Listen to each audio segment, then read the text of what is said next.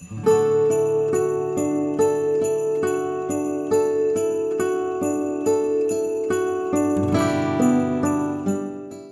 this an exciting time of year?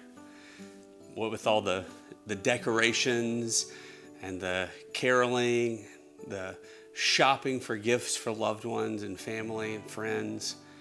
It just really, really gets me excited. In fact, it reminds me this morning, Maisie came in and realized that it was December 1st. And my daughter looked me in the eyes and said, "Papa, it's December 1st. I can't wait for Christmas." Just knowing that the month had begun built its own anticipation. One of the traditions that I grew up with around this time of year was the tradition of Advent. Our sermon series this month is our Advent series, and during the live stream discussion at our watch party this last week, there was a discussion on what Advent meant to the different people there, and many of us have had an experience with an Advent calendar where you open a door to read a passage or get a piece of chocolate or something like that the days leading up to December 25th. I know one craft that we like to do in our children's program, Kid City, is to make a chain of loops of paper that the kids can tear off one each day leading up to Christmas. But for me, growing up, Advent was the liturgical tradition of Advent, the Advent wreath, the Bible study, and it normally started the Sunday after Thanksgiving and led all the way up to Christmas. And the way the tradition goes is each Sunday you gather the family around the wreath and you light a candle.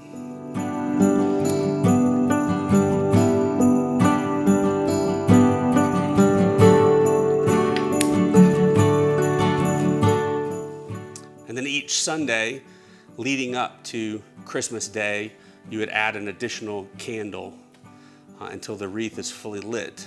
And on Christmas Day, you light the center candle, the Christ candle.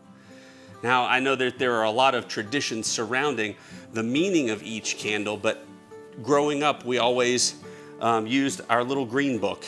I've actually looked to try to find, this is a copy of my parents', looked to try to find this book, and I can't find where it's published, but the first candle that's lit is the prophecy candle, and the book tells us that the prophecy candle reminds us of the prophets, those men of long ago who spoke for God.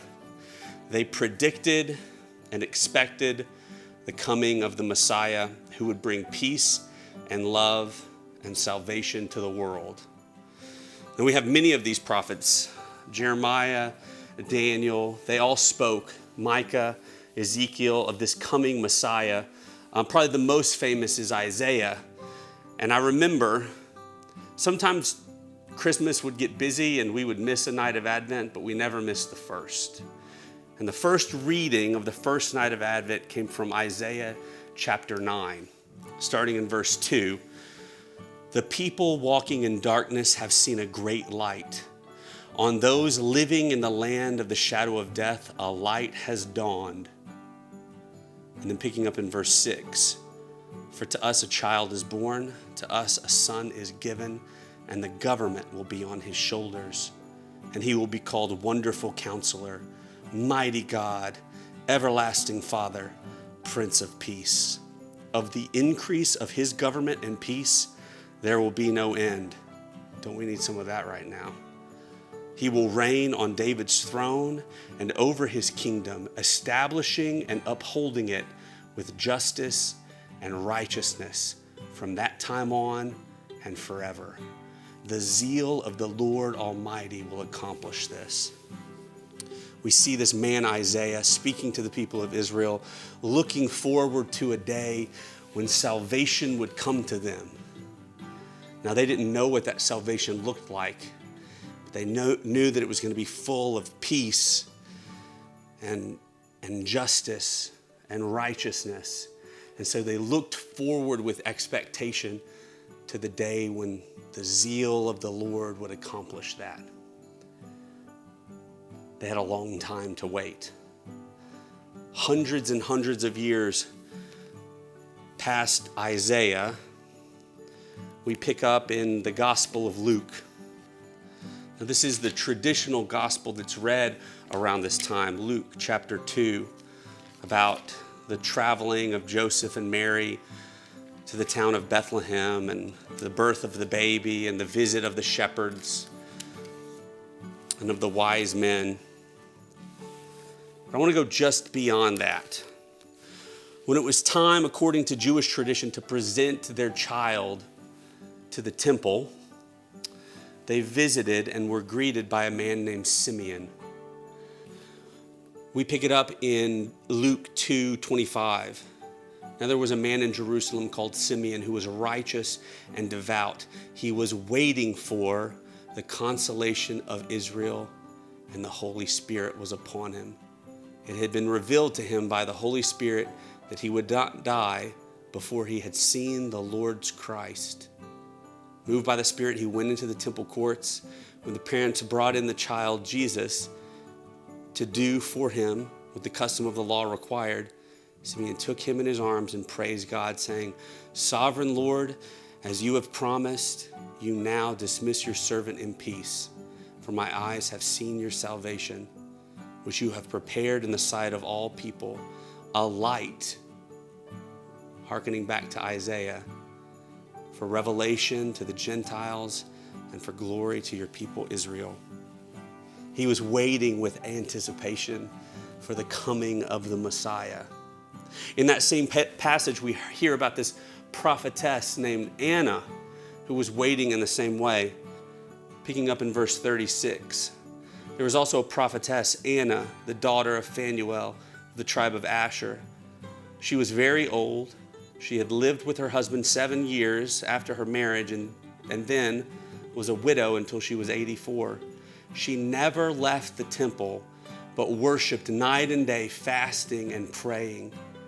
Coming up to them at that very moment, she gave thanks to God and spoke about the child to all who were looking forward to the redemption of Jerusalem, waiting for the coming. They were living in anticipation and excitement for what the zeal of the Lord would accomplish. This word Advent in Latin, it means the coming.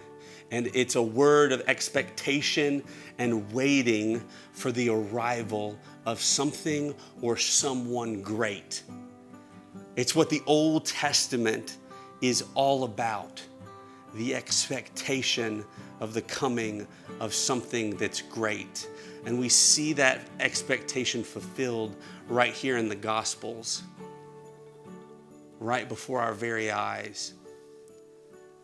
The writer to the Hebrews mentions this in the famous Hall of Faith passage in Hebrews chapter 11. He goes through all these great figures of the Old Testament, and by faith, what they did, what they gave up, where they went, all in anticipation of what the zeal of the Lord would accomplish.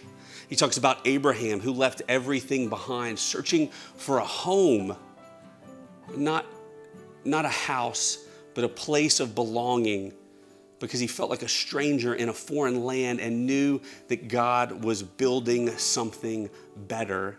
And that expectation, that desire, that excitement of what was coming was counted to Abraham as righteousness.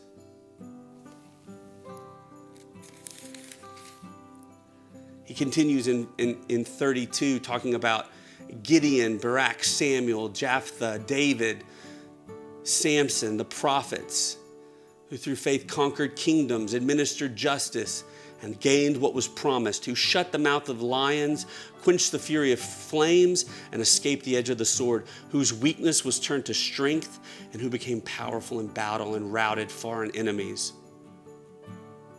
But then continuing in verse 39, these were all commended for their faith, yet none of them received what had been promised.